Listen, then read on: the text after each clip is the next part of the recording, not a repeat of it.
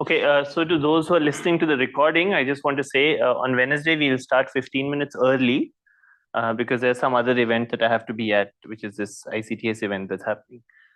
So we'll finish also early. We'll start early as well. Okay. So an assignment, this assignment is due when? On Wednesday, right? 7th. Okay, fine. Take care. Okay, great. Okay, so I want to continue today the discussion of probabilities and cross sections, which we started last time. Are there any questions from last time where we were? Mandelstam variables and so on.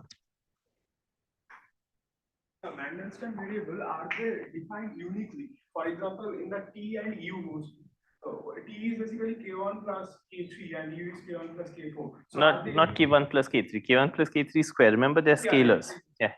So are they interchangeable? I mean, can I call T by U and U by T? Yeah, of course. I mean, this is just a question of what you call 1, 2, 3, and 4. So it's a question of how you label the particles, right? So yeah. And the sign of the K1, K3, and all the momenta. So do they already depend on the convention you adopted? Because you took the convention that you will label all the momenta toward the vertices, which is why you got all the positive signs. Yeah. Could it also happen like K1 minus K3 square, because some people like use it? K1 minus K3 square. I mean, but are you labeling K3 with some opposite convention? Then it's the same thing, right, as what we defined. I mean, then what is the usefulness of defining all these variables? Sorry, for the usefulness is that these are the variables that are actually entering the actual answer, which we discussed, right? Maybe you should close the door if the AC is on. So the usefulness is just that these are the actual variables that enter the answer. I mean, for instance, what did we compute last time? For instance, these calculations, right? We did these calculations. I think this is what we did last time. Like nucleon, anti-nucleon, two mesons. And this gave us and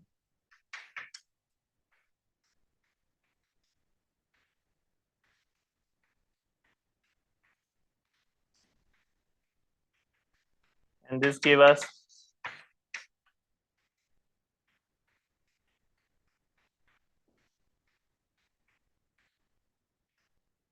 so notice that these are the only actual dependence on the external kinematics comes through these T and U.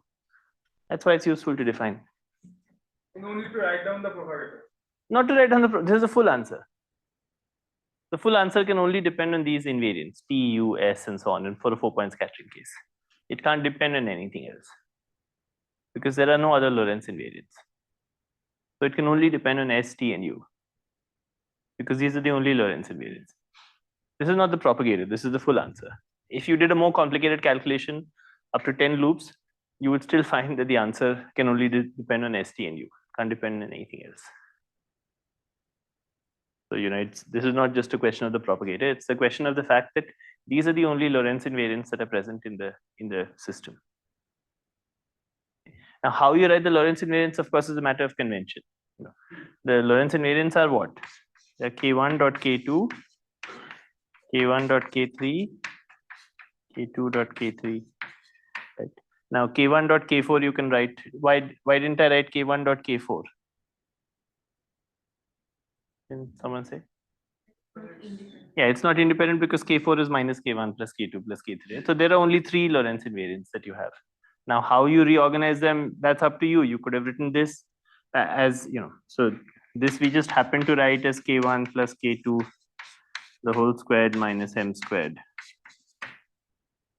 But, this was, it depends on what the masses are. In the case where the masses are, you might subtract off different masses. But, how you choose to write this is up to you, how you reorganize it. But basically, the fact is there are only 3 Lorentz invariants. That's why it's useful. Is this clear? Are there any other questions about this? I got a question actually on a higher dimensions and how on higher point amplitudes and the Mandelstam invariants. Someone wanted to see what they should look at in the literature. Answer is actually, if you want to search the literature for this, look at the literature for what's called gram determinants. Okay. If you're interested in these nonlinear constraints, although it's not something that's necessarily very interesting, because it's not clear that study of these gram determinants has yielded something useful or will yield something very useful. Okay, so it's true that for endpoint correlators, all the Mandelstam invariants are not really independent. But on the other hand, it's not clear that studying these nonlinear constraints has led to anything very useful. Okay, are there any other questions from last time? So where we concluded last time was the following observation, that we've been computing so far amplitudes, but in fact we need to compute probabilities, right? Not just amplitudes.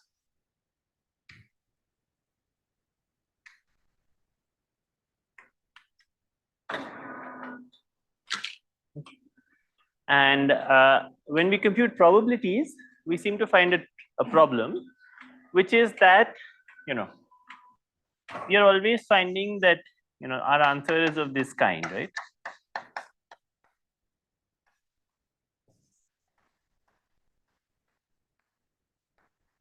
And this is not something that can be squared, because if we try to square this, then we will get this is just initial to final, there's some amplitude, and then you will get the square of this guy, right? And this doesn't make any sense. So this is what I was saying last time. Of course, you should realize that this is a fake problem. It's a fake problem because this problem is arising because we are choosing to study initial and final states that are normalized as plane waves. Okay, so this is arising because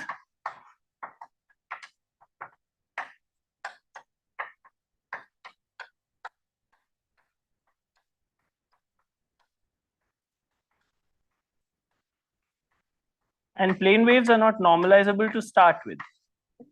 And so what is the right thing to do? The right thing to do is to study which are not normalizable, right? And so, it's not surprising that you can't really compute probabilities using this. So we should study wave packets.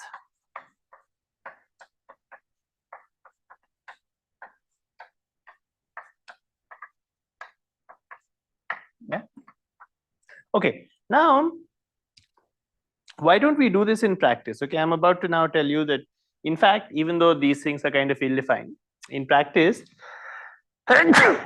we don't actually ever study wave packets. Like I've never, in an actual computation tried to study wave packets. And if you go to, CERN, you'll not find that people are studying scattering amplitudes and thinking of wave packets. Okay, the reason for that is that the moment you start studying wave packets, you have to, you would worry about what is the precise form of the wave packet and so on. Okay, and so there's some amount of arbitrariness that comes about there. And so there isn't some universal answer in terms of wave packets, because the choice of the wave packet is really up to you. And the second thing is that when we do experiments, we often consider situations where we almost have plane waves, right? Where we all really have particles going in with some momentum k1, k2, and coming out with some other momentum k3, k4. Now, of course, we know by the uncertainty principle that the particle that's going in, because it is one particle, doesn't really have exactly momentum k1. It must be a wave packet of some kind. And we also know that the momentum that's coming out doesn't really have exactly momentum k3 and k4. However, we would like some kind of approximation or some kind of understanding that lets us ignore these effects of wave packets, right? We still want some way to make sense of the idea that a particle scattered from k1, k2 to k3, k4, and ignore the fact that we really had to make some wave packets out of them, right? So there should be some physically sensible notion of asking what is the probability for particles to, or a beam of particles to start with momentum k1, k2 and scatter into momenta k3, k4. And the hope is that if you ask physically the right kinds of questions, then the details of these kinds of wave packets and so on will not matter. Okay? So if you ask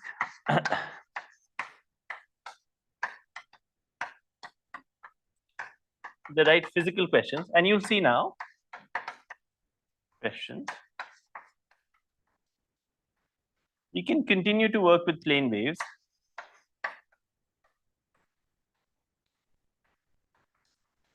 with plane waves. Okay, and what this means is, what does this mean in practice? What this means is, and what we're about to do now is, we'll regulate this answer. So we'll think of wave packets in some sense, but then, in the end, we will think of some limit where the details of the wave packets don't matter. Okay, and that's the kind of physical thing that we want to do. Okay, so this is the kind of thing which I want to explain today, which has to do with how you make sense of this delta 4 ki. Okay, is the objective clear? Is what I said right now clear?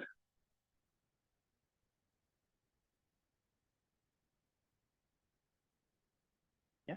Okay. The first point is that there are two kinds of plane waves we have here. We have plane waves in the incoming states, and we have plane waves in the outgoing states. Okay. So far it's true when we study amplitudes. I made a point of emphasizing that the amplitudes that we have, really we are not trying to differentiate between ingoing and outgoing states. Okay.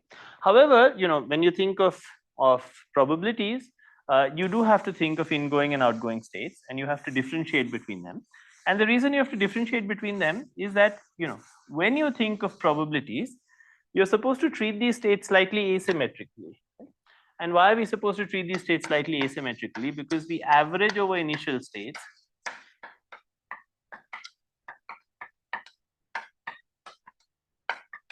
and sum over final states.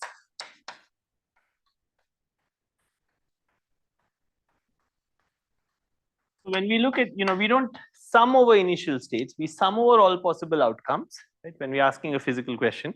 And if there's some probability distribution for the incoming states, we average over that. Okay.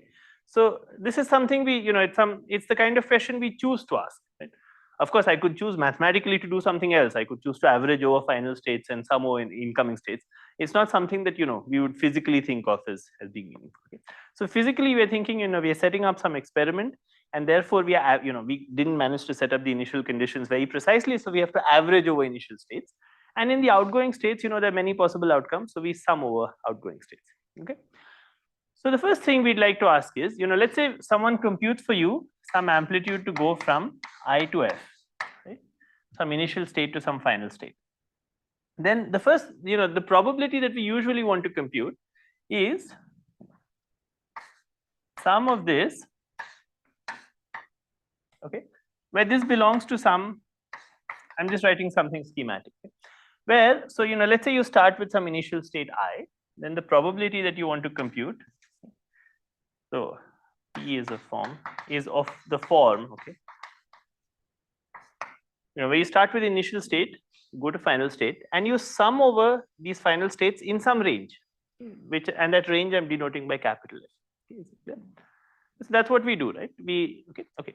Now, in the case of amplitudes, what we want to ask is,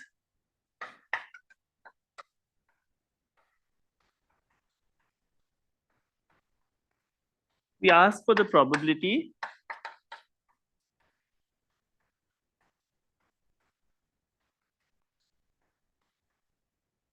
into Kf plus dkf for each final state Kf, right?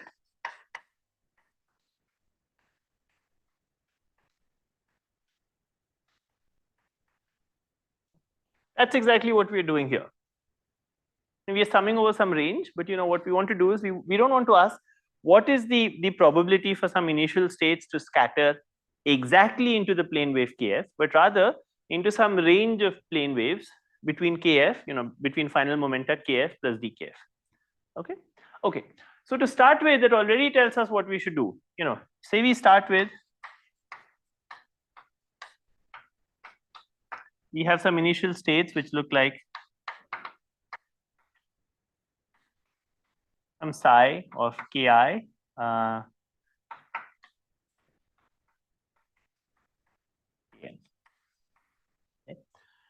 Maybe I should use some, let me see what notation I used to differentiate between initial and final states.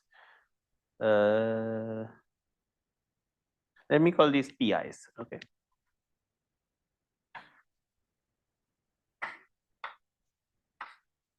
Okay. So say we have some initial state, and as I said, it's some wave packet, and so I've integrated these guys.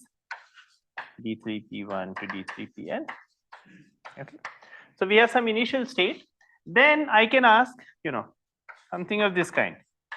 I can ask in to k1 to km. Okay, which is these are the final states. This is the initial state. Remember, this is usually defined. This is the in state. This is an out state. Okay. And then I square this, and I look at d3k1 to d3km. And let's put in, when you sum over this, okay, it's important that you should put it. Now, of course, when you sum over this, nobody tells you what measure you should sum over.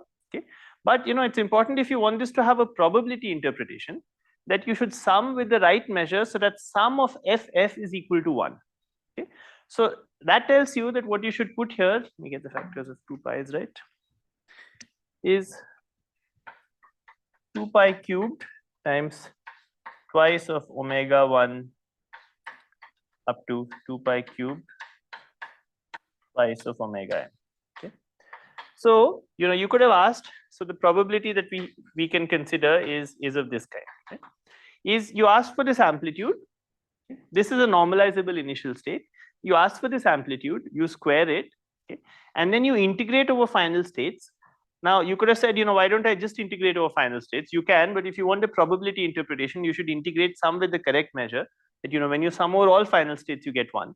And the correct measure for the normalization that we have is this. Right? Remember, because this is what entered the completeness relation. This is because we've normalized the states in this Lorentz invariant way. You remember this? This comes because of the normalization of states. Yeah. Okay, good. Now, however, we still have this wave packet sitting here for the incoming states. Okay, so now I'm going to, what we want to do is we want to consider wave packets which are very close to plane waves. We want to consider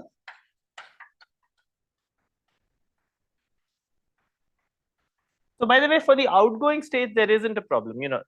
You're summing over, so you can ask, start with this initial state, ask what is the amplitude to really go into a final state like k1 to km. This amplitude is already finite. Okay, this one wave function is enough to absorb the delta functions. Okay, so this one wave function which you summed over is enough to absorb the delta function, and then you can square it. Okay, so this is already finite. It doesn't have any delta functions.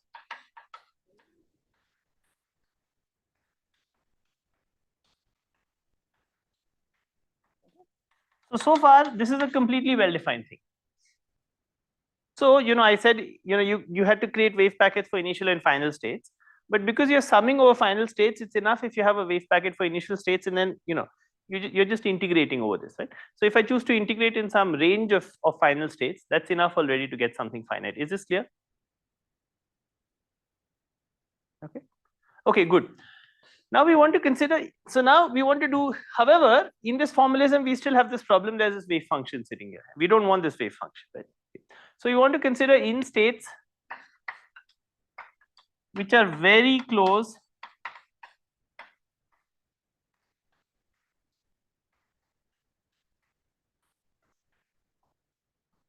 to plane waves.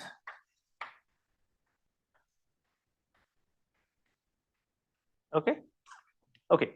So I'm now going to explain to you how you can make sense of this expression by taking this psi of pi to be such that you'll get something that's very close to a plane wave. There'll be some regulators that will depend on the fact that really we have to have normalizable wave functions. But later, when you ask the right physical questions, which I had written somewhere, anyway, if you ask the right physical questions, then those right physical questions, you will find that the terms in the regulators in this psi of pi will not appear. Okay, good. We never, well, so you see, we have the initial state is this state, okay, which involves this average here, psi of pi, which is given by some wave function. Okay, so we have this is the answer. Okay, this is the initial state. The initial state is given by this average over this wave function. You could do some additional averaging by saying that you have a mixed state, but that's not what you're referring to, right? This is an amplitude for the wave function. So we've done the averaging. That's not needed to get the final. What is not needed?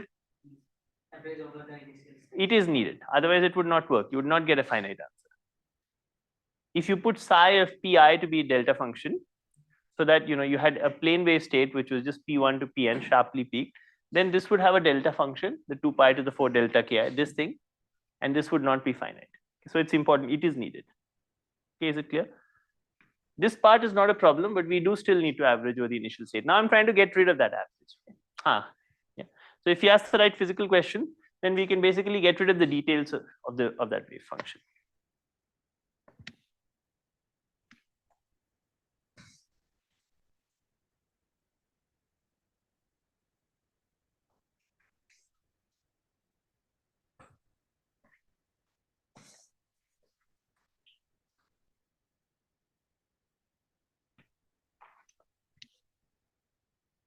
Okay. So first, let me take a step back and let me write this as dp is equal to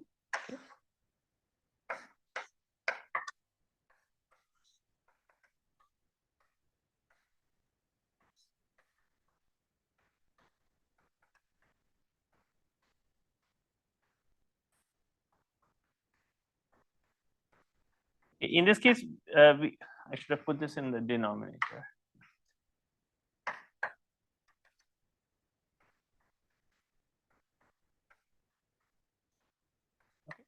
So we have this, and then let me write this as, let me divide it by in. Okay. This is actually something you can do for free. You can do this for free because, in the case when your in state is normalizable, like it's of that kind, we can just choose this wave function so that the in state is correctly normalized. And then, you just get the fact that in is equal to 1. Okay. However, we now want to take the limit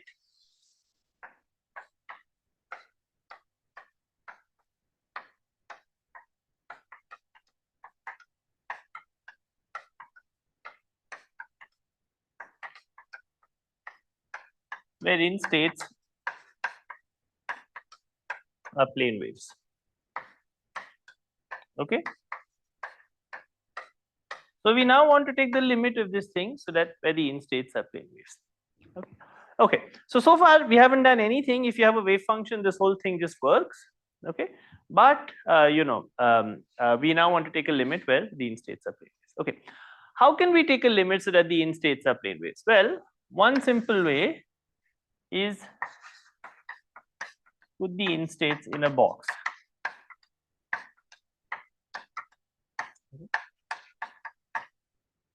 Okay, what this means is that you take a box of size L.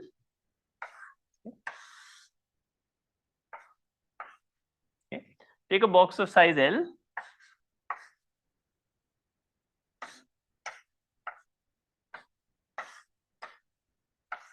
And you try to think of everything as happening within this box, okay, and in some finite time interval. Okay, so we put a box of size L,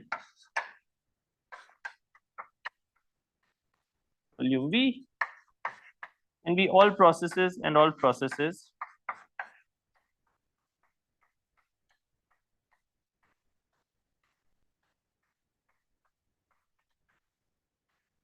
Okay. This is one way to make plane wave states normalizable. Okay. We started off with some plane wave states, which in fact were defined in infinite volume and infinite time. However, if I decide that the world actually is finite, it has some large volume V and nothing can extend beyond that, then the plane wave states that I have are normalized. So the wave functions, even in non-relativistic quantum mechanics, this makes sense. The kinds of wave functions you want to think of look like this. This is a 3-dimensional wave function, and then you want to put mod x minus L by 2 theta of mod y minus L by 2 theta of mod z minus L by 2. Okay. So if you put in this kind of constraint on the wave function, you can translate this back into some momentum space wave function if you like. Okay. Then just by convoluting these Fourier transforms, then this will give you something that's normalizable. Okay, it's normal, and in the limit when v goes to infinity, you'll recover back, or L goes to infinity, you'll recover back the plane wave states that you have. Okay. Okay, good. So in this limit, we want to understand, what happens? Would what be smooth? You're welcome to make it smooth if you like. It's not going to matter. You want to make it smooth, you can make this a smooth function. This is not going to be important for us. Why are you worried about this issue? Okay, so let's make it go to 0 like in a. Okay, let's make it go to 0 very smoothly. Okay, infinitely smoothly. So this is my theta hat, which goes to 0 infinitely smoothly at the edges. Okay. This is. No, they will become plane waves in the limit that L goes to 0. You can make things go to 0 as smoothly as you like in a very short interval, right? In an infinitesimal interval. You understand what I'm saying, right? You can think of functions like this. So they're flat for long range and then they go to 0. So this is minus L by 2. This is L by 2. This is my function theta hat. And this interval doesn't scale with L. This interval can always be like 1 or something. And this can be infinitely differentiable. You're all familiar with these functions, right? So this issue is completely unimportant, right? This issue of smoothness. So the form of phi of t can be, but it should be so that in some limit you can find. That's right. It should be something that in some limit you can find. This is a convenient normalization to use. If you want to use some other normalization, you will end up getting the same physical results. Okay? Because we are going to ask the right kinds of physical questions, and in that, this notion of volume and time and so on will be useful. Because in the end, it will turn out the right kinds of questions to ask are, what is the probability per unit time, and that's why it's useful to think of this box normalization. But if you want to be very rigorous, you can think of some Gaussian wave packet and smear it with some inverse length which is inversely proportional to this L and do things that way. Okay, it's not a very useful thing to do, but you can do things that way if you want to make life hard. Okay, but I won't do things that way. But yeah. Okay, good. So now within this box normalization, I'm first going to try to explain to you what happens to this numerator. Okay, so now remember that we want to take the limit where this is happening. Okay? And so in the numerator,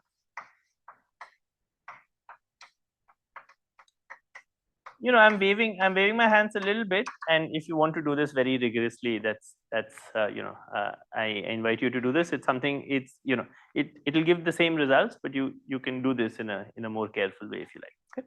So in the numerator, what we have is 2 pi to the 4, okay, delta of sum of ki plus sum of pi. Okay, pi's were the incoming states that we had, and we have squared. Okay, this is the term that was bothering us. How do we make sense of this how do we make sense of this?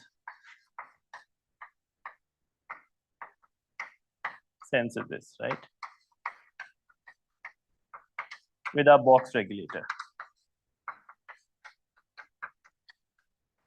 As I said, you don't have to make sense of this with the box regulator. You can think of the wave function and try and make the wave function a Gaussian, which is smeared in the right way, so that it kind of has spread over box, and you'll get the same answer, but I'm going to take a shortcut. Okay? So how do we make sense of this with the box regulator? Well, this is a standard trick, and it goes as follows. See, remember where these delta functions came from. Where did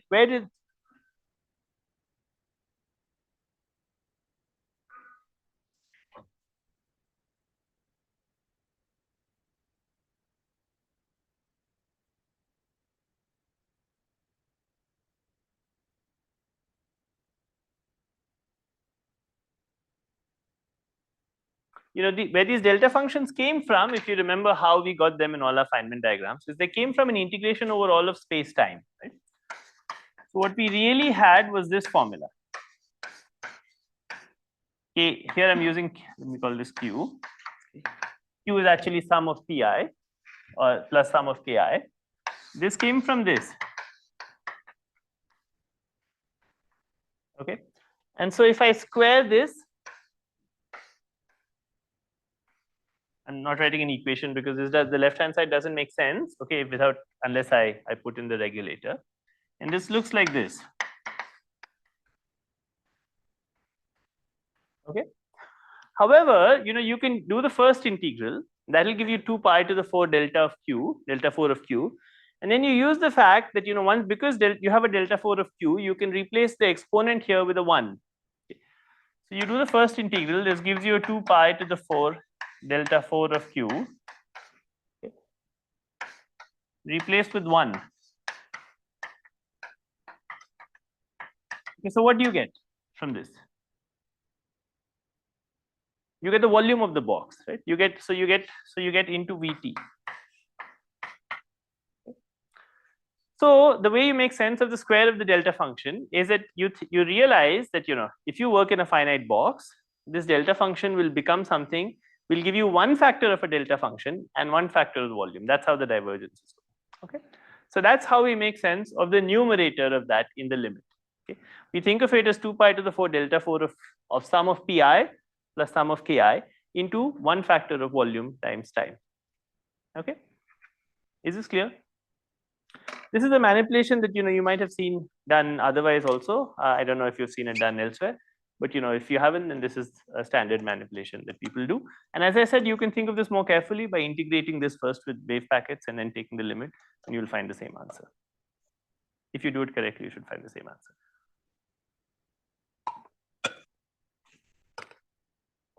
Okay. There's another term, however. This is not the only divergent term. Okay. There's another term, and that term is the term in the denominator, which is in, right? Once we started using these kinds of wave packets, we no longer have the situation that we've kept in equal to 1. Okay? So we better be careful also of what we're doing with this in. Okay? So now remember, we want to take the in states also to be plane wave states, which are like just P1 to Pn. Okay? And so what is in? Let me first remind you that the normalization that we have is Pi, Pf, P1, sorry, P prime. Let me get my factors right.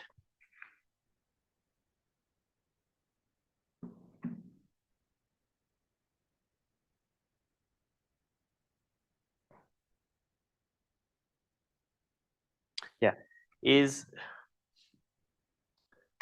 twice of omega p, okay, times delta 2 pi cubed times delta cubed of p minus p prime. Yeah, that's the factor that we have. That's how we normalized our states, right? Okay, good. However, in this case, p is equal to p prime. So when we look at pp, this looks like twice of omega p, 2 pi cubed, okay, into delta cubed of 0. Okay. Okay, but this delta cube of 0 is in fact the same thing that was occurring there. You see, what does this mean? This pp is coming from where? This pp prime was coming from, taking a wave and integrating it in space, right? Where was the delta function coming from? It was coming from the fact that e to the I p dot x, e to the I p prime dot x d3x was equal to 2 pi cubed delta cubed of p minus p prime. That's where we were getting this delta function from. Right? This was a 3-dimensional delta function, right? Now, in the situation that we have here, so of course, if you put p equal to p prime, this doesn't make any sense. That's what delta 0 would be. But if I put p equal to p prime and I have the box, okay, then this makes sense. And what does it give you? It just gives you the integral of 1 over d3x. Okay, so we should replace this guy that we have here.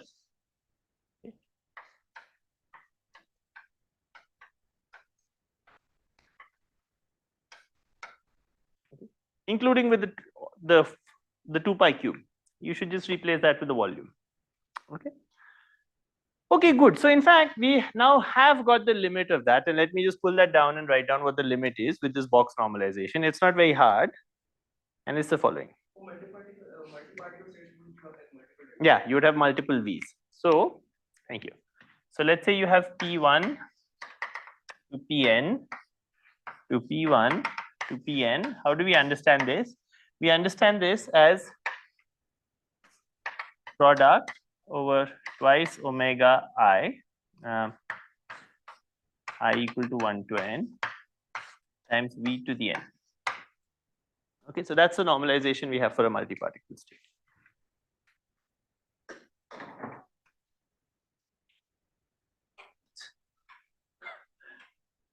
seem a little tired, no? But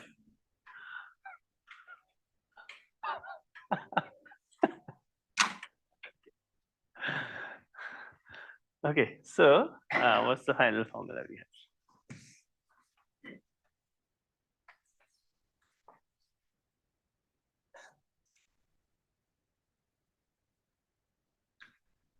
Okay, so the final formula we found is that if you want to look at dp, okay, you just take the amplitude that you computed, which is MIF. Okay, this is the term which is the coefficient of the delta function. Okay, not the term which includes the delta function. Then you multiply pi over I goes over out or j goes over out, d3 kj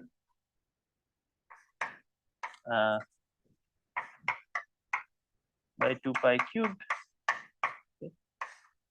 into twice ej. I can write omega j.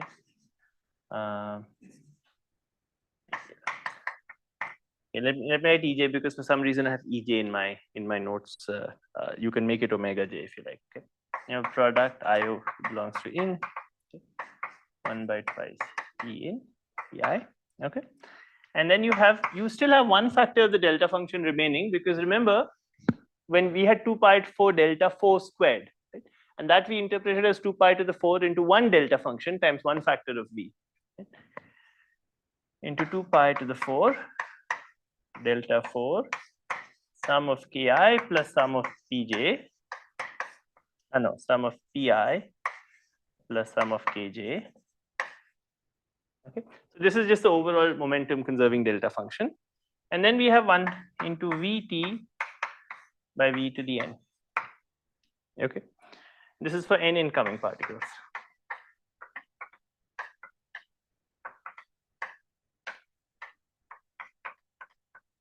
Okay. So this is our answer actually, and notice that it still has some regulators that remain. Okay, but provided we ask the right physical questions, we will find that these regulators go away. Okay, so this actually looks like there's one factor of time, okay, which is sitting here, and then there's one factor of v to the n minus 1, okay, which has to do with what's the volume in which you're doing things. Okay. Clearly, if you ask the right physical questions, both these factors should go away. For instance, if I ask what is the probability per unit time for something to happen, then you see that this t will go away. Okay. Similarly, we'll see the factors of v will also go away if you ask the right physical questions. Okay. Is this answer clear?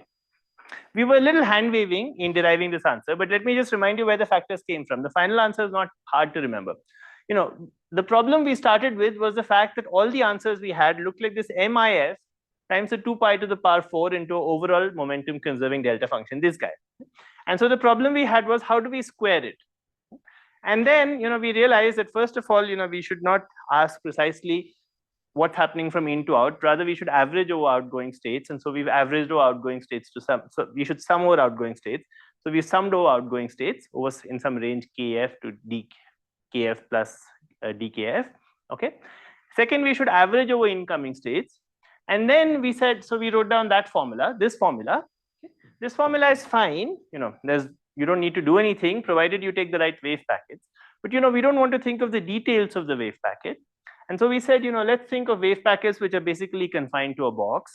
If you do that, and you realize, of course, that you know you should normalize this so that you divide by in. Then if you take the right kinds of limits where you think of, you know, everything as being confined to a box, you'll get this answer. Okay? So the details of the wave packet have not gone away in this answer. They're still sitting here. But you know, if you ask the right physical questions, we'll find they'll go away. Okay. Okay, is this clear?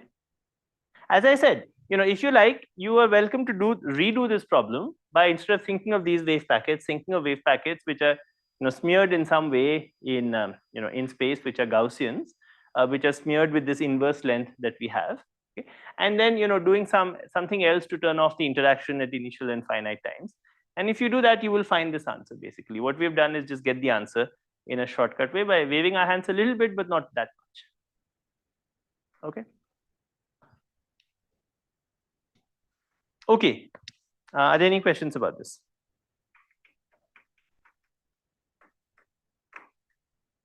Okay, let me show you how, if you ask the right physical questions, as I said earlier, this will actually become something that's useful.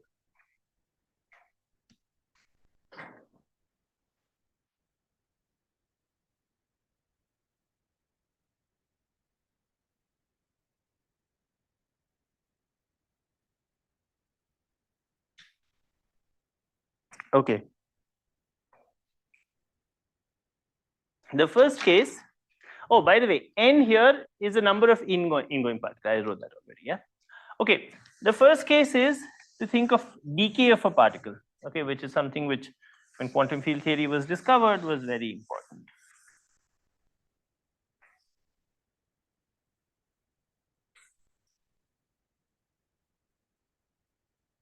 Okay. So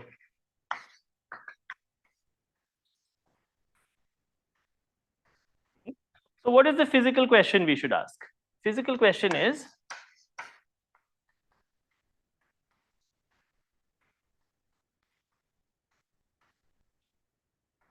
probability, you see why n is equal to 1, you just have one particle, it's decaying into some number of final products, okay. Thus probability of decay per unit time.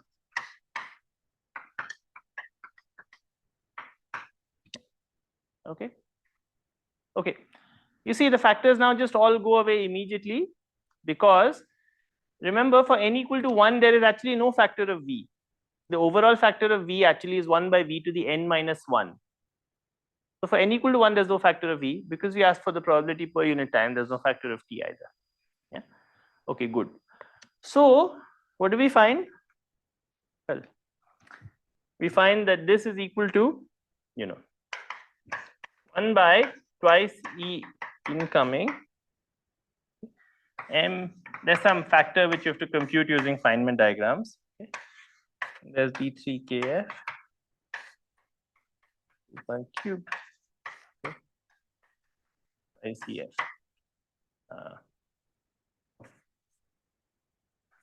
Product over f.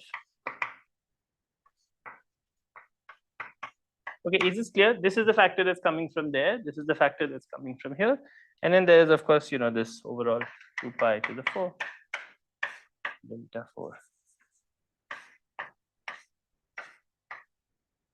sum of k. Okay, this is just the overall. I'm not. There's a P1 also. I can add P1 also. Okay. Okay. This is just overall energy momentum conserving delta function. I just wrote the P separately because I wrote it separately there. There's only one incoming P here. Okay. Is this clear? This answer? Okay. Okay. Now notice that if you look at this term,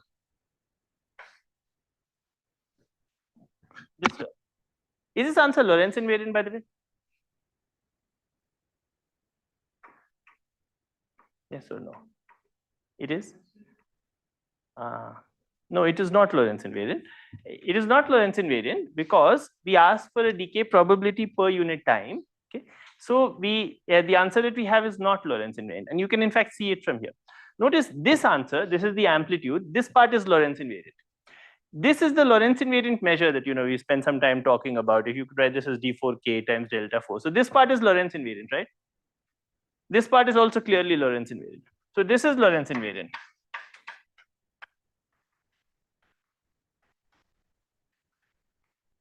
This is not Lorentz invariant.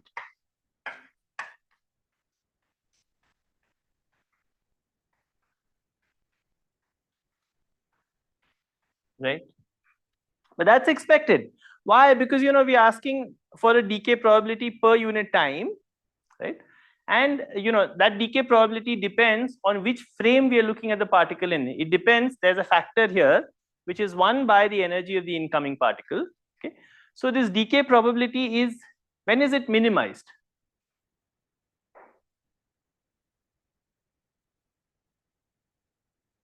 When? That's right. So there is this decay probability has there are various values that you can have here. Okay, and this tells you how the lifetime of the particle depends on what the state of the particle is, right? So this factor is so what this tells you is that you look at the t life time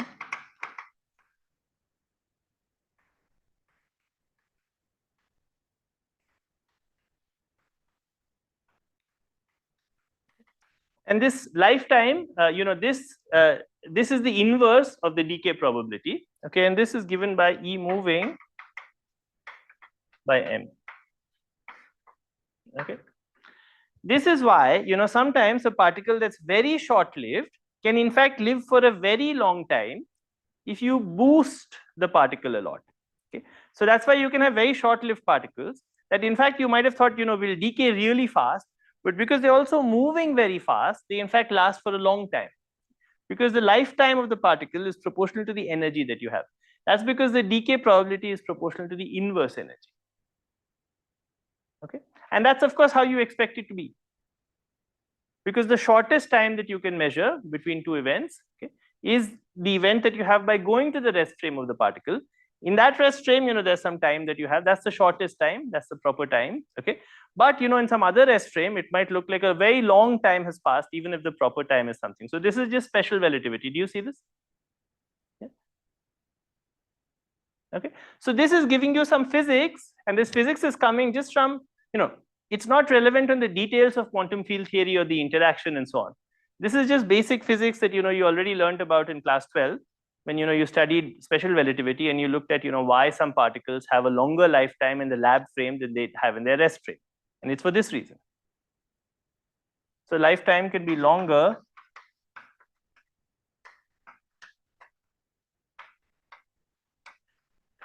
in the lab frame than in the rest frame.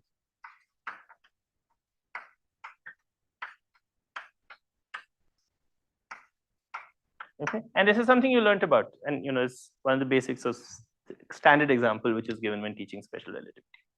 Okay, okay, is this clear?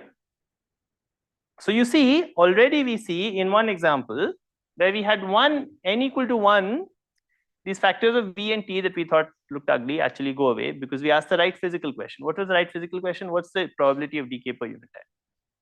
Okay, okay. The other important case is n equal to 2.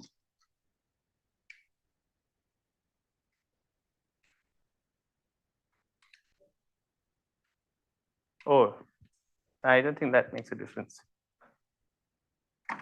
Anyway, I can't do anything about it. Oh, come on. No, it was like fading out, right? Anyway, even previously. But the battery of this, it looked like there was a problem with the motor, right? It was going more slowly than usual or not? I thought it was moving more slowly than usual.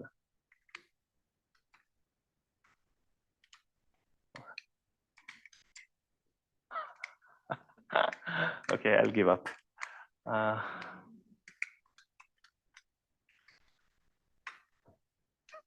Doesn't work. Okay. Okay. So let's consider the case where you have n equal to 2. Yeah. Okay.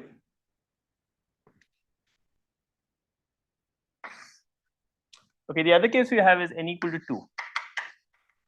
And there what we say is the differential cross section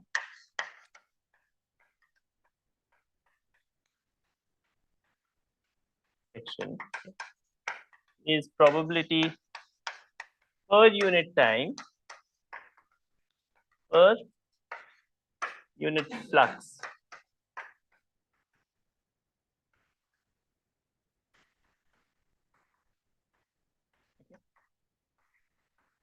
So, and this is what people actually measure when they look at particle accelerators. You have two beams, right? You have two beams, so you have two sets of particles which are coming in. And then, you want to ask what is the cross section for the scattering. But, of course, the probability that you have, the total probability that you have for something to happen will depend on the incoming flux. If you double the flux, then the probability for one event to happen will double. Right? That's kind of obvious, right? I mean, there's some, at least the probability can't exceed 1. There's some differential probability. If you double the incoming flux, that differential probability will double. Therefore, it doesn't make any sense to ask what is the probability for two particles to be produced?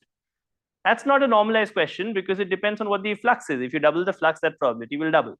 So you should ask, what is the probability for two particles to be produced per incoming flux, per unit incoming flux, okay? And of course, that probability, changes with time because, you have some process where you have these beams which are scattering off each other. The beams keep coming, so that probability keeps increasing with time. So if you wait long enough, eventually everything will happen. Okay? So you want to ask, what is the probability per unit time, per unit incoming flux? Is it clear why this is the right question to ask? And we'll see now, when you ask this question, you will find once again that these factors of U will go away, okay? Okay, so now we have to do a calculation which you will never do again in a quantum field theory course, which is if you compute this question of flux, okay? This is the kinematic computation. It's the only time in a quantum field theory course you will actually see a velocity appear, okay? So let's, okay. You see, the point is as follows, right? The way we've normalized things is, we have this volume V, and we are thinking that there's one particle in this volume V, okay? And the question we want to ask is, what is the flux of this kind of wave as it goes past, okay? Okay, so the flux is given by, the number of particles, which in this case is 1, okay, per unit area, okay, per unit time. Okay, so the time for the particle to cross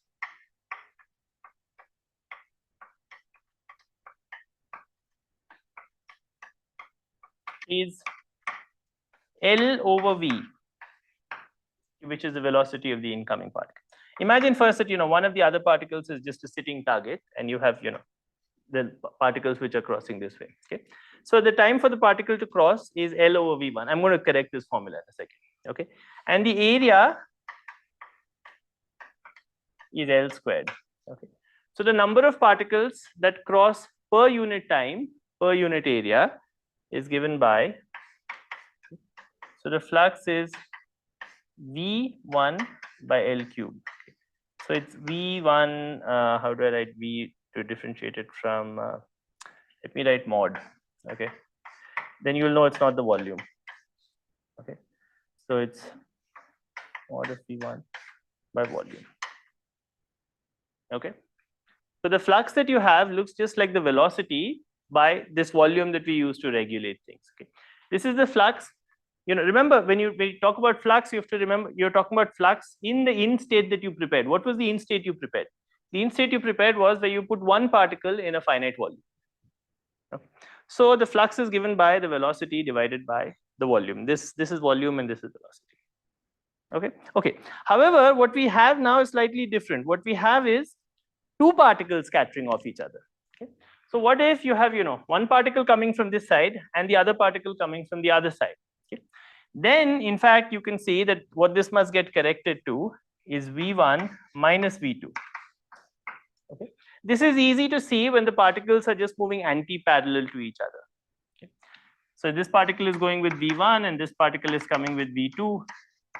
And a number of such particles that cross each other is just given by V1 minus V2. Okay. In fact, you can check, you can persuade yourself that this is also the case when the particles are not going parallel or anti-parallel to each other. Okay, if the particles are going this way, okay, and this is going this way, V2, then in fact, V1 minus V2 is once again in this direction, and you can check that the number of particles that cross is once again given by V1 minus V2. It's given by the part that is perpendicular to this area. Okay, and that's again given by 1 by V1 minus V2. Okay, this is some calculation that you can check this is the right answer. Okay. Let me point out that this is not the relative velocity. Okay. Not the relative velocity of 2 as seen by 1.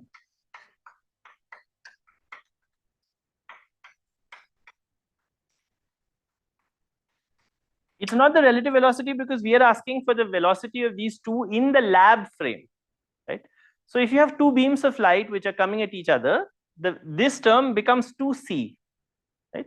Because the beams are crashing into each other 2c. If you have two trains, and for doing that, we don't use the relativistic velocity addition formula. If you have two trains, one is going at 60 this way, the other is going at 60 this way, we will see them approach each other at a relative speed of 120. Even in the theory of relativity, we will see them approach each other at a relative speed of 120, right? Because that's just distance divided by time, and they're eating up the distance between them at a speed which is 1 by v1 minus v2. Okay, not by, that's not the same as going to the frame of one and asking what's the speed of the other. That's because we're asking this question in the lab frame. Okay? So the flux in general is v1 minus v2, okay, by unit volume. Okay, good. Now, if we ask this question, then we'll find that I didn't want to erase this, but I don't have an option, I think. I'll try once again.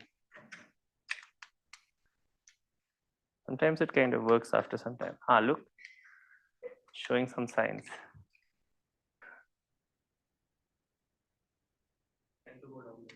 It's trying to go down? Downwards. No, I don't think so, because I'm pressing both buttons. So at some point it'll start moving up, right?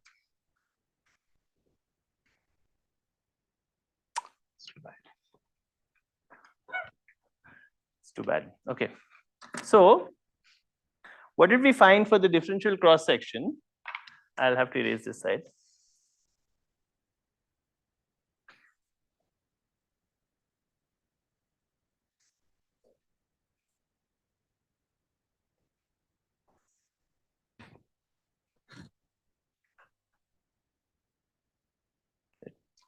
The formula we find for the differential cross section is given by d sigma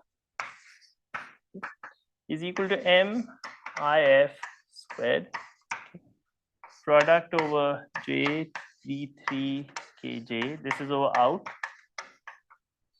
by 2 pi cube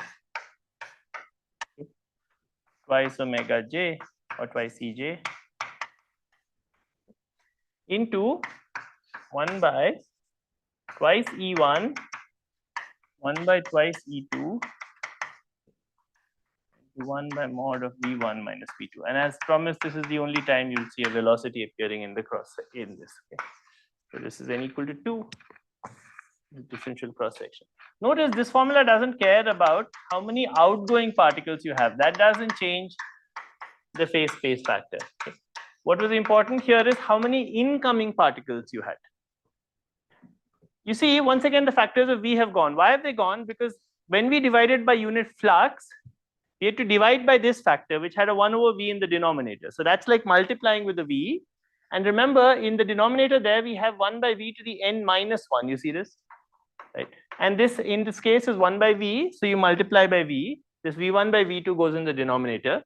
The T goes away because you always ask per unit time, per unit flux. Okay. And that's why, once again, as promised, if you ask the right physical questions, then the details of how you regulated the incoming wave packets all drop out, and you get some answer that looks like this. Okay, this is, it's a surprisingly important formula. I have to say, when I teach this class, it always takes me a little bit more time to prepare because I never use this formula in the kind of stuff that I do. However, if you were to actually do particle physics, this is a surprisingly useful formula because, if someday some of you happen to look at real experimental data, which I do very rarely, then you would find that, a lot of the details of what the amplitude actually is coming from these factors and not from this factor. If you really look at how these plots behave, for cross-sectional plots, a lot of the dependence is really captured just by these factors, just by these kinematical factors. You see, the dynamical factor, the amplitude, the quantum field theory, everything that we have been doing has not been to compute these factors, it's been to compute this factor. Right? And indeed, of course, in the end, this is the factor that's important because this factor would appear in any relativistic theory. Right? There was nothing in this factor that went in that, it was kinematical. Any relativistic theory basically had to give you this factor. Right? And this is the term that really differentiates between different theories. Okay? However, it's still true that this factor is pretty important. And if you look at the data, at least naively, it looks like most of the dependence on various parameters is coming from this factor. Okay? So it's an important formula, although for the kind of perspective we are taking, which is a more formal perspective, we very rarely deal with these factors. Okay, good. So, however, since it's an important factor, what I want to do is So this factor is sometimes called a phase space factor. Sometimes called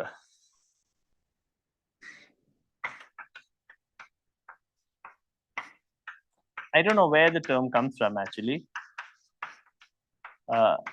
Is some particle physics thing, because it's not phase space in the usual sense where we are thinking of momentum and this thing and position, but really just the fact that there's a kinematical factor which controls what the probabilities are doing. Okay, so it's called phase space anyway for historical reasons. And what the last thing I want to do is two-body phase space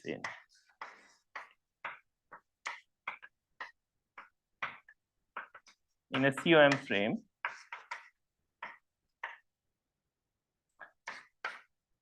for 2-to-2 scattering. I want to show you how this formula simplifies a little bit, just these kinematical factors, how they simplify a little bit, and how once again we can use that to extract some physics, right? Remember, in the previous case we did, which I was forced to erase, which was the decay case, we already saw just by looking at these kinematical factors why it is that particles live for a short time in their rest frame and why they live for a longer time in the lab frame. Similarly, there's some interesting physics we can get from here just by parsing this formula in the case of 2-to-2 scattering and seeing what this phase space reduces to. Okay. Okay. Is everything I'm saying so far clear? Are there any questions about this?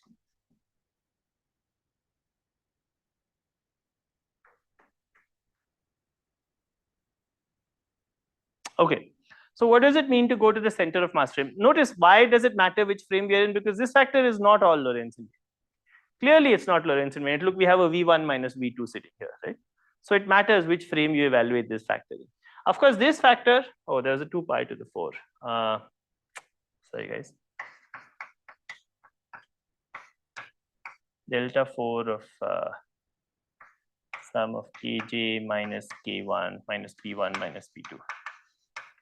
You should just, if you're doing this, just remember there's a delta function here, okay, which I forgot to write. That's always there. Okay. With MIF square, you always have one delta function which sits here, which is total energy momentum conservation. Yeah. Okay. Okay. Of course, this factor by itself is Lorentz invariant. This factor is not Lorentz invariant. But we'll show how if you go to a particular frame, the whole thing simplifies. Yeah. Okay. So what is the center of mass frame? Well, we take the case where K1 plus K2 is equal to 0. Okay. So that is the case where the incoming particles are just going opposite to each other. And of course, omega 1 or E1 plus E2. Can this be 0? This is not 0, right? Because there are two particles which are incoming. And that we'll call the total energy, ET. Okay? Okay, good. So now, what is the kind of integral that we have to do? We have to integrate this kind of quantity. This whole thing is a measure of integration, B3. So let me call the outgoing particles K3 and K4. Okay, these are the outgoing particles. This formula, as I wrote it, didn't care about how many outgoing particles we have, but I'm specializing to the case of 2-to-2 scattering. I'm specializing to the case of the center of mass frame. So I'm calling the outgoing particles K3 and K4. Okay, okay, good.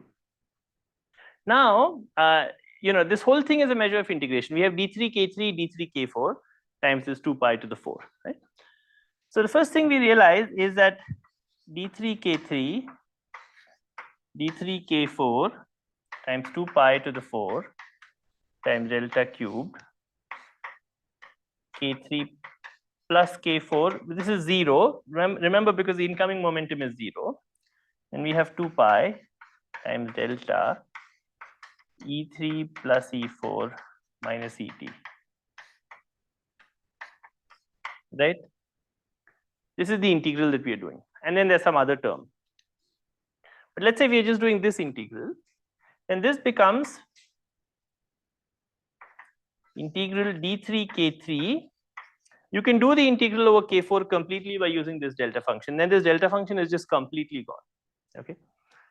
And then you find, sorry, there's a 2 pi cubed here also. 2 pi cubed. And there's a E3, E4.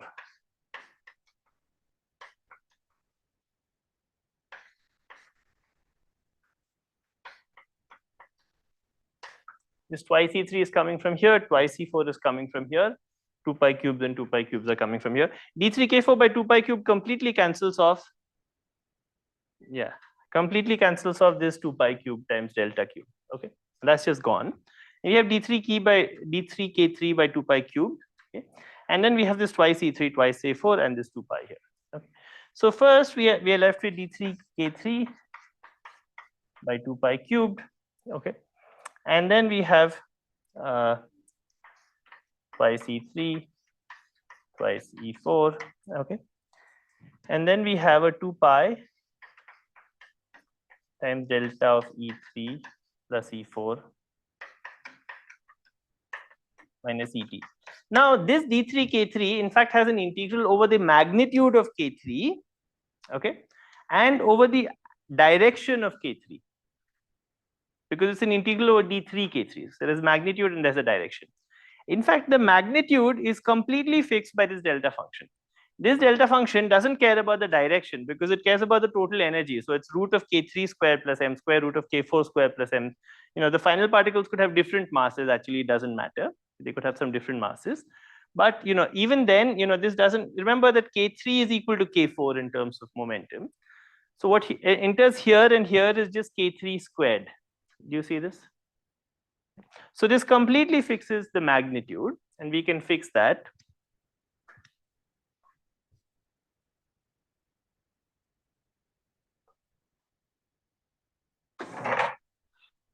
Crazy. Now it ate up the duster also. Ah. Excellent. Except now I'm not sure I wanted it down anymore. So let's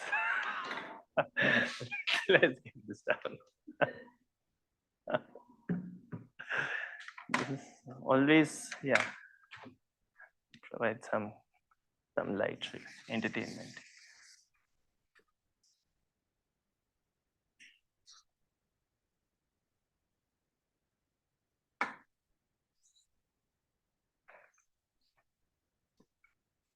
This delta function,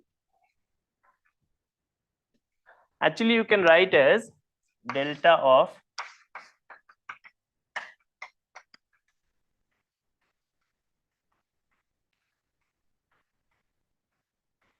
minus K30, where this is whatever the solution is, okay, divided by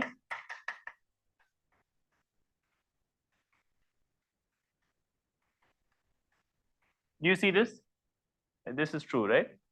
Now, why is, you see, E4 you might have thought only depends on K4, doesn't depend on K3, but in fact it does depend on K3 because remember, we use this delta function to set K4 equal to K3.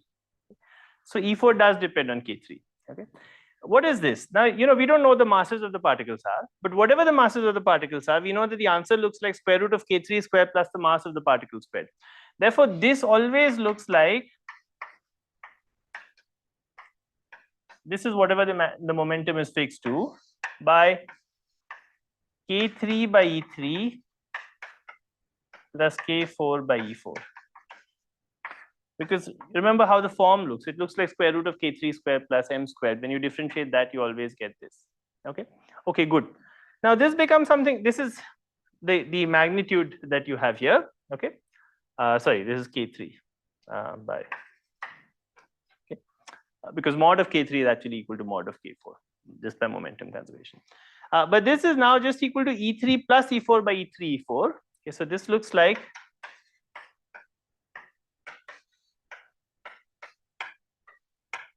by K3 into E total into E3, E4.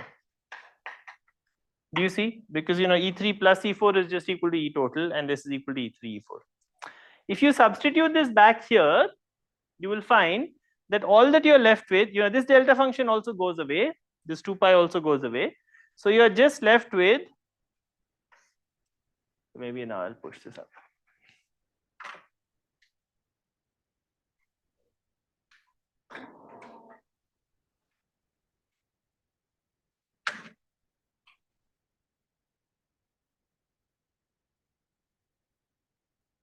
Okay, so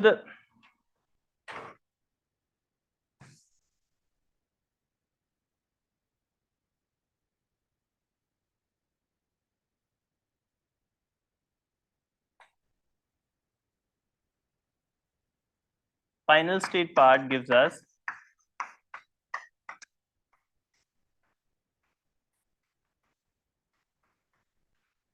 the final state part that we have, it gives us a factor of d omega 3. Okay.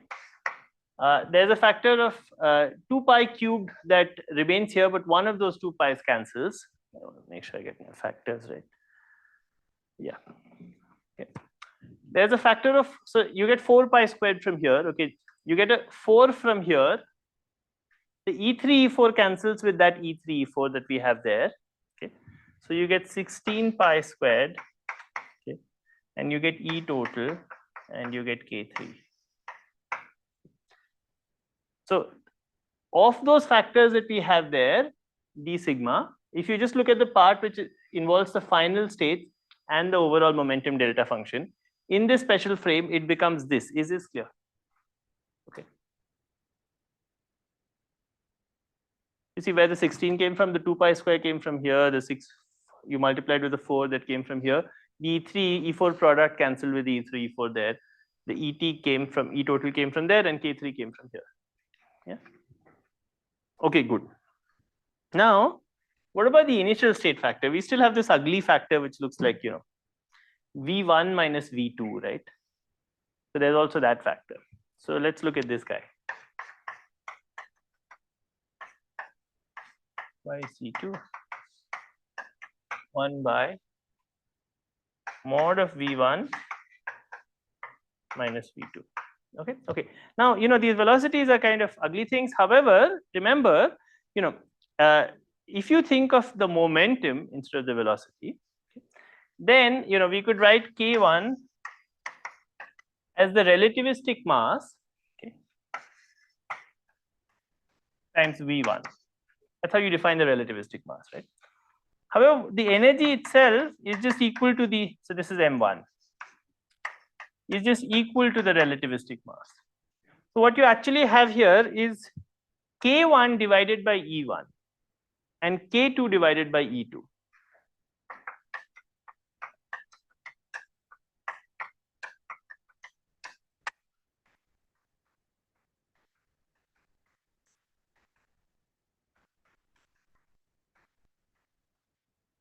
Okay, and you have the mod of this.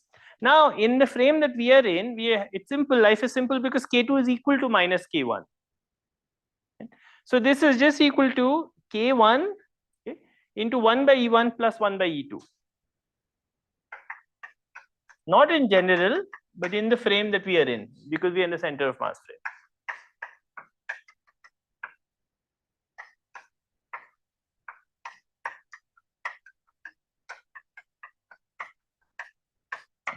Now this looks like E2 plus E1 by E1 E2, but what is E2 plus E1 is the total energy.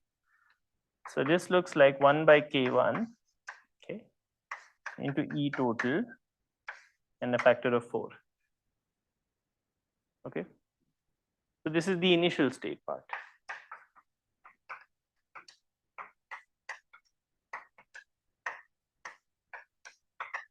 You have to combine this factor with this factor.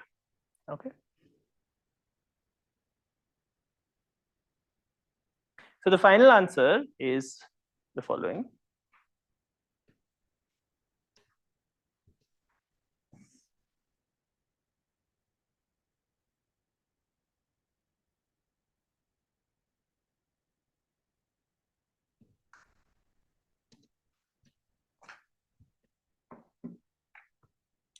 Is that the differential cross section is given by mod of m squared. This is the kind of, you know, the dynamical part into K3 into d omega 3 by 64 pi squared K1 E total squared. The total energy got squared because you got one factor of ET from here, right? You got one factor of ET from here, right? And you got one factor of ET from here. You had a 16 pi squared multiplied with a 4 that became the 64 pi squared. You had a K3, the K3 was coming from here, and there was a K1 and the K1 was coming from here. And this is the dynamical factor. So this part is kinematical, this part is dynamical. Okay? And the differential cross section tells you, in the end, in the center of mass frame, there is only 1 degree of freedom that's remaining that completely specifies the scattering. And that degree of freedom is what is the angle of the K3 particle. Once you tell me the angle of the K3 particle, it completely fixes everything else, right? Because the momentum is completely fixed. The total momentum is 0. So once I tell you which angle the K3 particle went off in, and I know the total energy, then I can just completely fix everything else. So there's really only 1 degree of freedom that's remaining that that specifies this, and that degree of freedom sits here. Is the angle. Okay, so this is the differential cross section per unit solid angle. And of course, you can integrate this over some solid angle, or you can integrate this over the full solid angle to get the total cross section. Okay. Remember, this m does depend on omega 3. It depends on all these variables. It depends on K3, E, K1, K2, K3, omega 3, and all sorts of things. And when you do the integral, you can't forget about this part. You have to remember this part. Okay. Okay. So this is the answer for the 2-to-2 scattering cross section in the center of mass frame. Now, as I said at the beginning, you can already use this answer to get some physics, and in fact, these kinematical factors are important. One thing that we learn when we study class 12, for instance, you study like nuclear reactors, is you study this process where you have neutrons that are coming and hitting a nucleus, okay, and you want to have some scattering. And you want to maximize the probability that the incoming neutron will really collide with the target that you have. Okay? And if nuclear reactors have this thing that's called a moderator, where you keep trying to slow down neutrons. Okay? And at least it was never very clear to me, why did you want to slow down the incoming neutron? You would have thought if you wanted a big crash, you should throw things as fast, right? If I want a big crash, I would throw this as fast as possible against the glass. I wouldn't try to slow it down, right? So it was always kind of confusing, but if you look at this factor, it will become clear why you should slow down the incoming neutrons. You see why? Exactly, right? So to maximize this, so we want to reduce this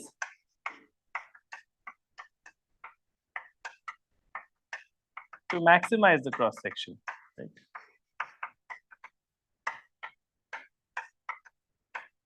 So if you imagine a frame where the target nucleus is just sitting at rest, right? Then if you can make this as small as possible, so the incoming neutrons are coming as slowly as possible, there might be other factors here, right? It could be that maybe this goes to 0 and K1 is going to 0. But forgetting about what else is happening here, just by looking at these kinematical factors, you see you want to reduce this to maximize the cross section. Of course, this is not telling you exactly where the minimum or the maximum occurs, because we don't know right now what m square is. But it tells you why you would like to reduce things. So it tells you why in nuclear reactors, for instance, you have a moderator that slows down the incoming neutrons. If on the other hand, it so happens that you can work, this is very large, then it might be that sometimes you can work with fast neutrons. So there are such reactors which sometimes work with fast neutrons. Okay? But these reactors, in most reactors, you have some moderator that needs to slow down the neutrons, and that's for this factor. Okay, but this is a more general thing, not related to nuclear reactors in special, and it has to do with the fact that when you think of this 2-to-2 scattering cross section in the center of mass frame, you get these factors. Okay. This is I wanted to now next week start something more formal again. Are there any questions about this part?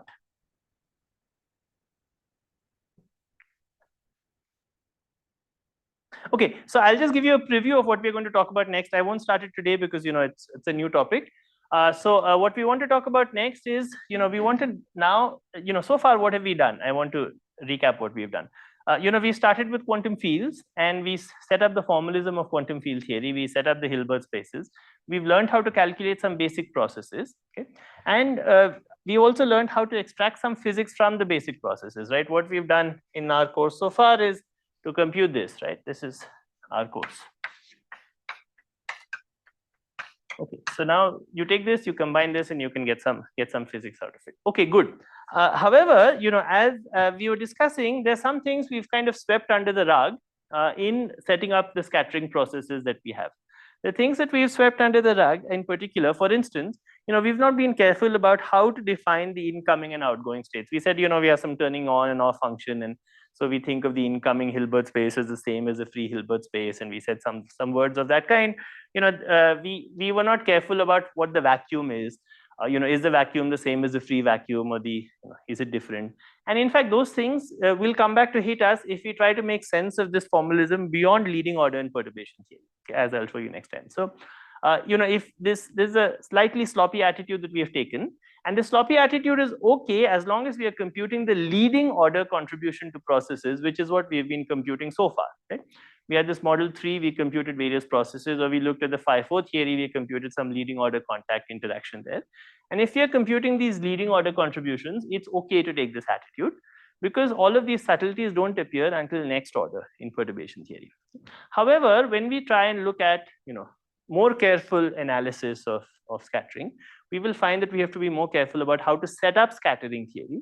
And so from next time, I want to start this process of setting up scattering theory in a more careful way, which will of course eventually be required to define the S matrix, and also when we study renormalization, okay, because you can't study renormalization with this kind of perspective to scattering theory. Okay, so that's all I wanted to say. I can stop here unless there are questions.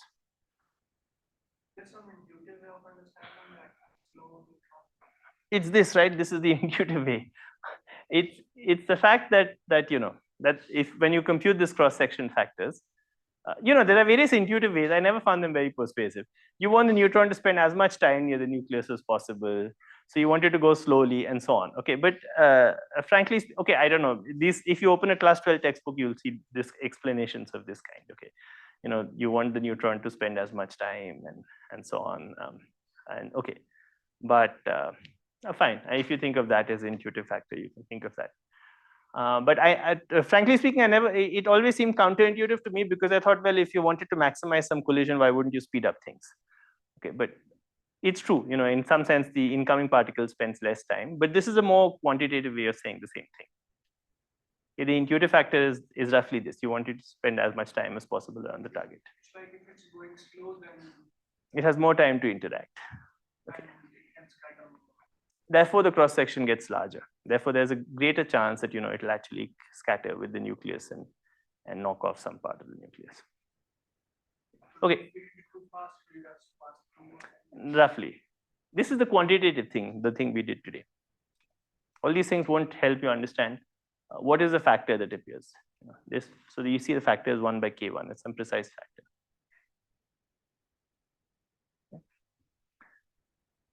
Okay. Okay, so if there are no questions, we can stop here.